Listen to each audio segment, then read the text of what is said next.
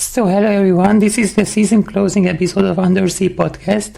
My latest guest is international music legend Zalon, also known as the former background singer of Amy Winehouse. He recently performed at the Brit Awards with Mark Ronson. We spoke about that, also about his solo career, his touring experience, and about his future plans. Stay tuned. So here he is now joining us. Hello Zalon. Hi, how are you, Andor? I'm very well, thank you. How are you? Yeah, good. I'm good. Tell us about the beginning of your career. How did you start in the music industry?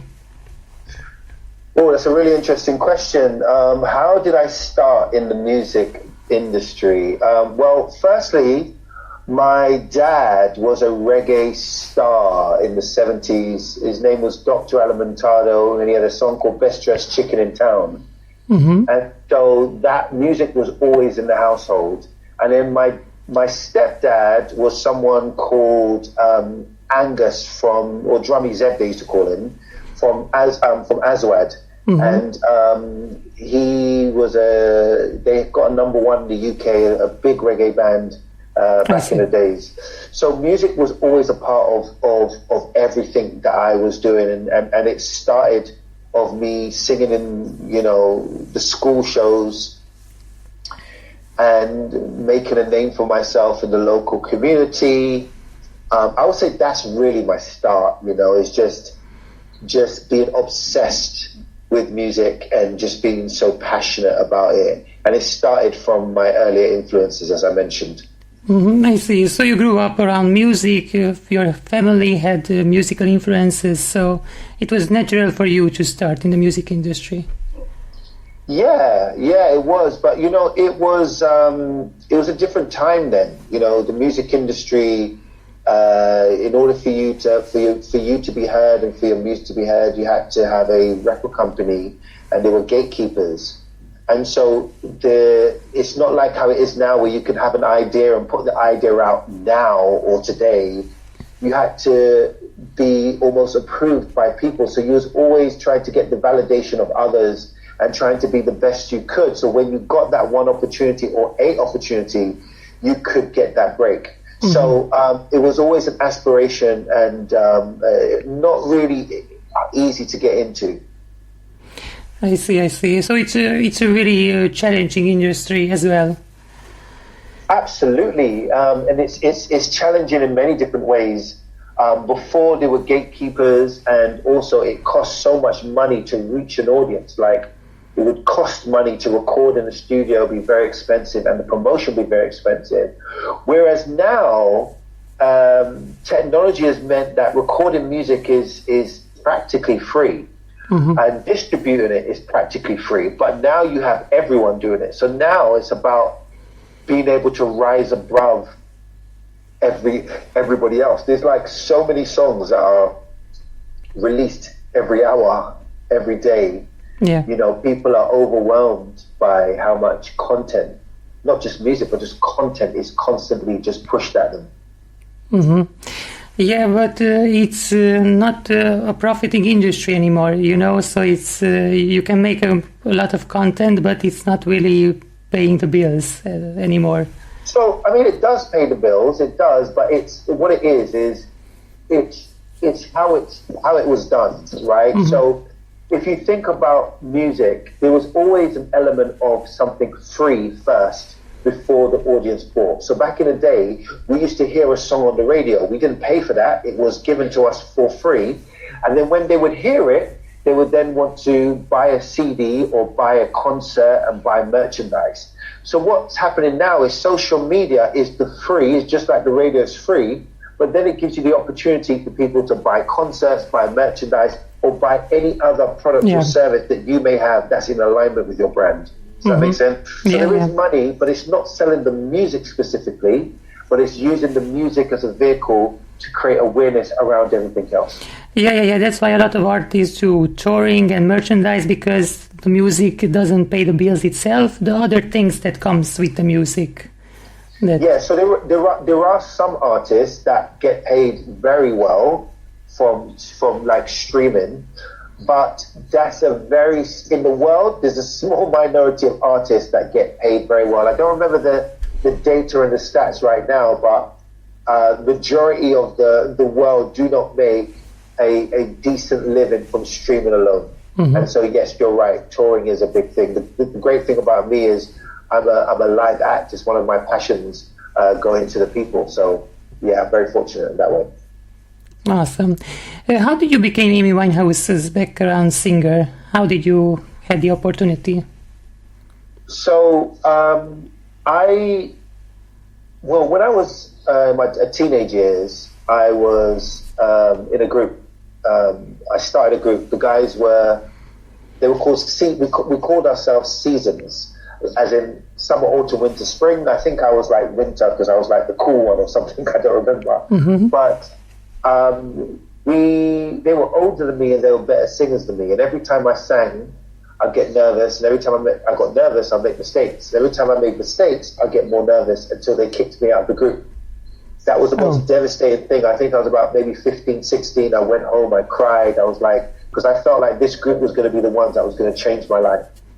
Around that time, my vocal trainer was my manager as well, and he gave me intensive vocal training. And I worked day and night on my craft. And eventually I was invited back into the group. But what happened is the group kind of disbanded, it kind of broke up soon after. And I started to get respect within the singing community. So I was invited to sing at 10 Rooms. Now, 10 Rooms was a live music night every Monday in central London. And it was one of the most amazing experiences where you never knew which celebrity was going to be there next. If I give you the equivalent, it's like 1 week would be Prince, another would be like Will Smith, another would be Amy Winehouse. So every week it was somebody different, but you just never knew who it was going to be.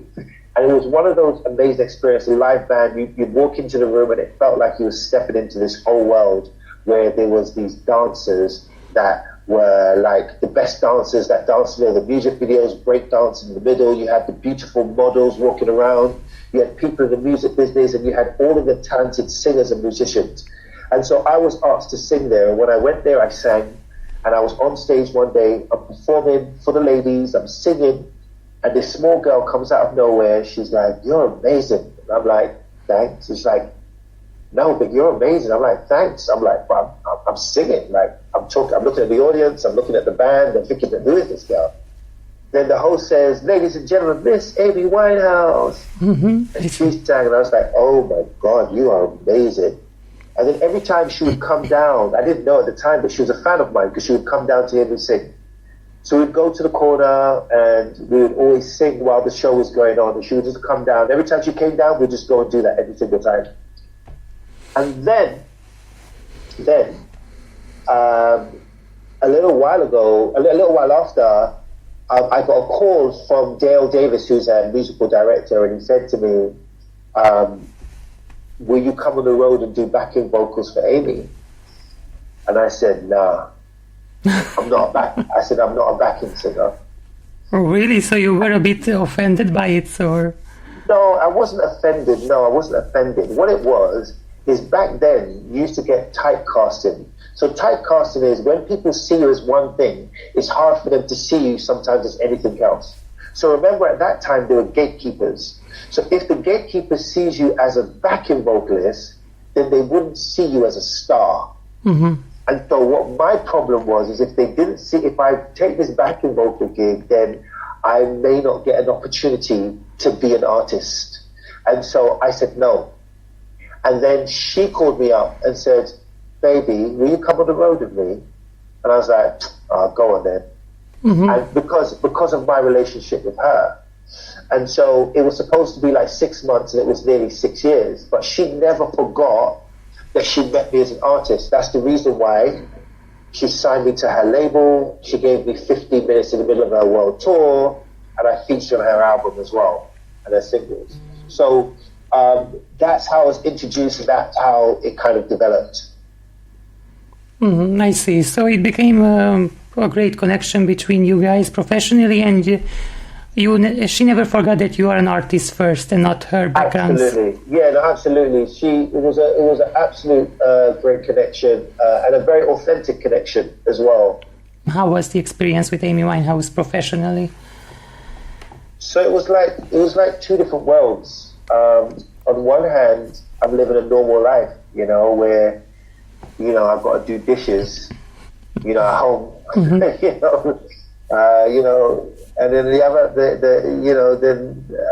the other life is you're in front of 100,000 people all around the world, traveling on private jets, brushing shoulders with the biggest stars in the world, all these amazing experiences. So, it was my first tour, and an absolutely incredible experience, really incredible experience that I cherish dearly. She wasn't really into the fame. She just wanted to live her life. So it was just it was so amazing to be around her and that energy at the time. So, yeah. Mm-hmm. So you will cherish forever the memories with her? Yeah, absolutely. Yeah, you also work with Mark Ronson as well, right? Yes, I did. I worked with him.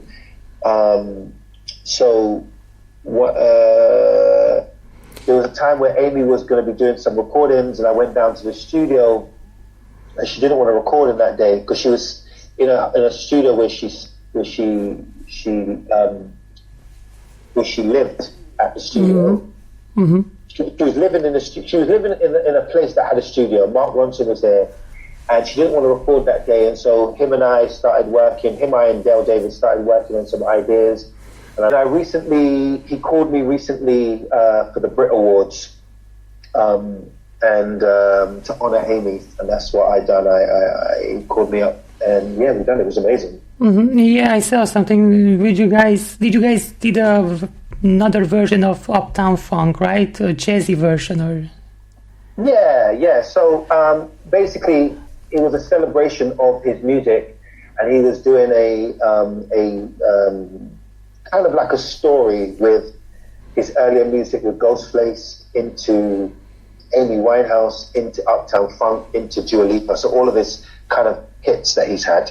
Mm-hmm. And how was the experience being at the Brit Awards with your peers? How was the whole experience for you? It was amazing. I mean, I performed at the Brits many years ago, and it was nice to be back. And especially, it was sad that Amy wasn't there, but it was also nice that we was able to honor her. I felt like, that Brit Award performance is like a moment in time. It will mark a moment in time. And Amy's legacy, So yeah, it was. I was very honored. I was called, and I was able to represent her. Yeah, for sure. Tell us about your solo career as well. Yeah, so I've been for the past 10 years. I've been touring around the world and doing, my music, and I've released 2 projects. My EP, You Let Me Breathe, which is the title of the song You Let Me Breathe, which is a tribute to Amy Winehouse, and then there's an EP of it. Mm-hmm. And then there's my album Liquid Sonic Sex, which is an album inspired by Marvin Gaye, and it's a soundtrack for lovers and lovemaking. Awesome. Yeah, it really is. And then I now have my own festival called the Soul Royalty Festival. I've been doing it for 11 years now, and we've had so many artists, and we also support the Connections charity, which is the biggest homeless charity in the UK. And we have the Amazon team, the Ben team at Amazon, who sponsor us as well, and we collaborate with Devonshire Square as well to bring it. So it's a great family show, and so we've been doing that. And now I have this project which we're doing now called The Journey of Reggae, which I'm taking the audience on a journey through the different eras of reggae. So we have different installations and shows, and sometimes I perform, sometimes we have other artists perform and headline. And I've been doing that for 10 years, and that's the plan. And I do plan to work on a new record and probably do a release, like a tour next year or so.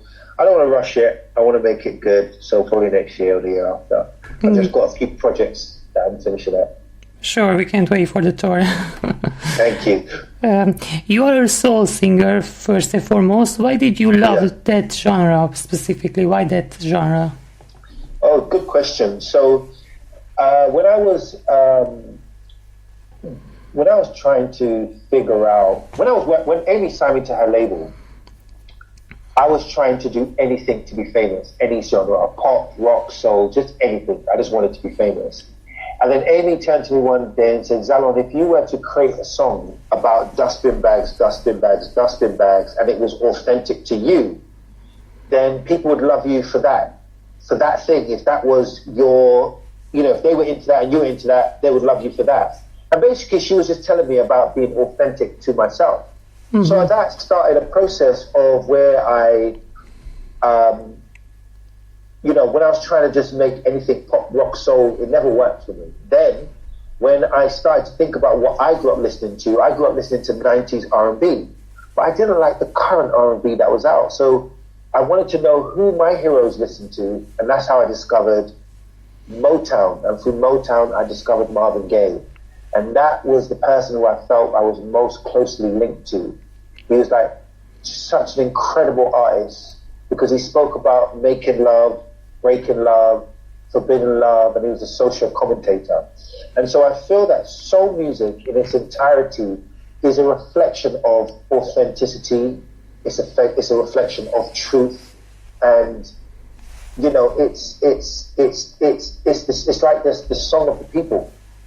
You can make love to soul music. You can party to soul music, but it's real. You can send messages through it. It's a bit like reggae. Reggae is my foundation as well. It's very linked. It's very close with reggae. So yeah, that's how I'm a reggae baby. I came from reggae, and then I went into 90s R&B, and then I've fallen into soul, and now I'm an amalgamation of all of that. All of that is who I am now. Yeah, so you're a bit reggae, a bit soul, a bit jazz, a bit pop even sometimes. Yeah, I would say more soul, reggae, and R&B. Yeah, less pop. Yeah, I think when I was coming up, when I was younger, wanting to be pop was just the appeal to everyone. But as you get older, I think I want to appeal to my tribe, not everyone. Mm-hmm. I want to mean the world to a set of people, but not everyone, and I'm okay with that. Whereas before, when I was younger, I just wanted to appeal to everyone. Yeah, that's not a good choice. Yeah. Yeah, authenticity is the key for success, I think. Yeah. Awesome. So, what are your future plans next to releasing a new project in the festivals? Do we expect anything else? Or? Right now my festival this year is going to be on September the 5th. So that's really where my focus is. I've got like a few projects that are outside of music, but in music, the two major projects are my festival and my album. Like, I've just got sketches of the album. I haven't got like anything fully recorded yet. I've just got ideas here and there. I've had recordings over the years, but nothing that I've said, oh, this is making the album, So, like, it's still in process. That's still like what's next for me is to like make the time, because life happens. Life happens where you're just so busy, day-to-day life. It's like finding the time to do something, but you don't want to rush it. You want the time that your mind is clear, that you're relaxed, that you are in a vibration where you can feel what it is that you want to say and what it is that you want to communicate. I don't want to do that if I'm just like busy and doing loads of different projects that's what's happening at the moment.